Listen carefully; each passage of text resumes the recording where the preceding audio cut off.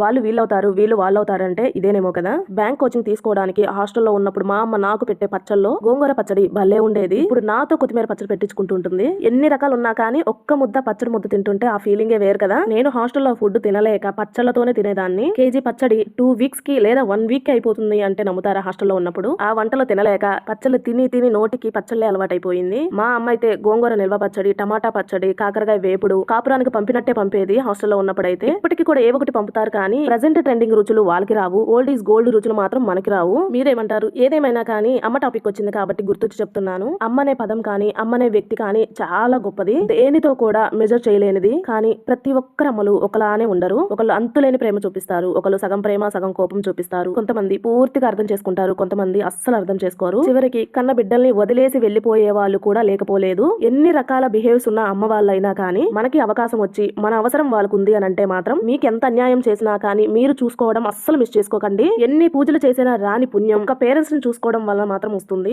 వాళ్ళకి వయసు పెరిగే కొద్దీ వచ్చే వాళ్ళ మాట తీరు కానీ లైక్ చాదస్తం అంటుంటాం కదా, అవి ఏమైనా కానీ పిల్లలు అనుకోని భరించాల్సిందే. మీకు తెలుసా మీరు పిల్లలుగా ఉన్నప్పుడు ఎంత అల్లరి చేశారో, వాళ్ళు ఎంత భరించి ఉంటారో. ముందు చెప్పిన విధంగానే మదర్ వల్ల ప్రాబ్లమ్స్ ఫేస్ చేసిన వాళ్ళు కూడా ఉండే ఉంటారు. బట్ బీ పాజిటివ్ అంటాం కదా, ఇదే మరి. ఈ టాపిక్ గురించి మీ ఒపీనియన్ ఏంటో కామెంట్ చేయండి. మీ మాటల ద్వారా ఒక్కరు చేంజ్ అయినా హ్యాపీయే కదా. సో ఈ వీడియో నచ్చితే మాత్రం లైక్ చేసి షేర్ చేసి సబ్స్క్రైబ్ చేసుకోండి. చెప్పడం మర్చిపోయాను, కొత్తిమీర పచ్చడి ఇలా ట్రై చేయండి. టేస్ట్ చాలా బాగుంది.